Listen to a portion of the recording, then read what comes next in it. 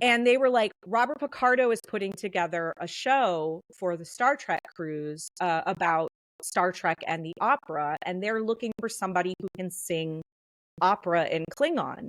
And we know you've sung in Klingon on the ship in the past, because I hustled the ship talent show every year that I was on it in those previous years.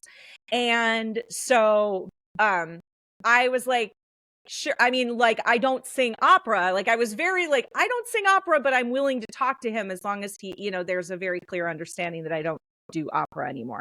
Because if he wants me to like translate, the magic flute or something, like, that's not me. That's not going to happen. And then it turned out what we ended up doing, he really, really, really wanted opera. That was something he was really adamant about. And he really wanted Klingon opera. And there was a production that was done, I think, in the Netherlands years and years ago. It might have been around like 2010, 2012, something like that, called Oot. And Oot means universe in Klingon. And it was the story of Kalis set, and it was an opera. Mark Okrand actually did the book for the opera. They had a whole, like, they wrote the music score. There was a whole thing around it. So there was a clip of this online, and so Bob was like, "Can you do this?" And so she sent me this clip, and I'm like, "Okay, yes, but like, I can hold my own as a singer, but I am not that woman. Like, that woman is amazing."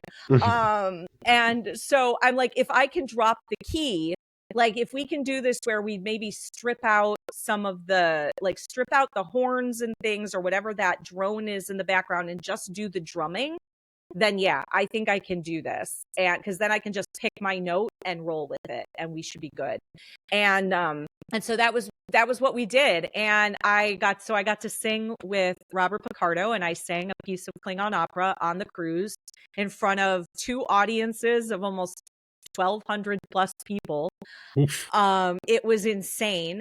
And I got to sing with his friend also, who's this wonderful, wonderful gentleman. His name's Arturo Chacon Cruz, who is if you're familiar with classical music, the three tenors back in the day was Placido Domingo, Yeah. Luciano Pavarotti, and Jose Carreras.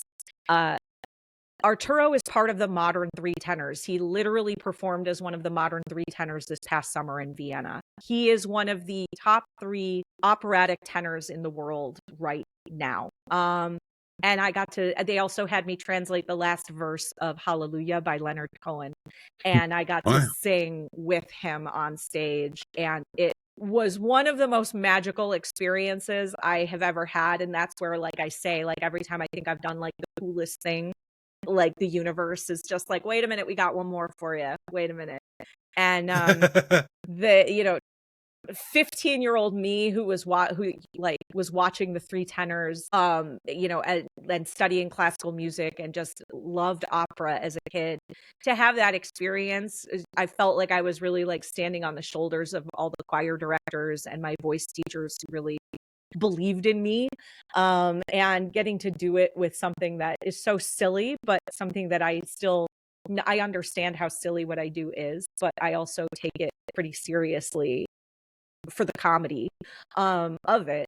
And but to get to do that was really truly a once in a lifetime experience that I will never ever in a million years forget. And I won't. So. Wow.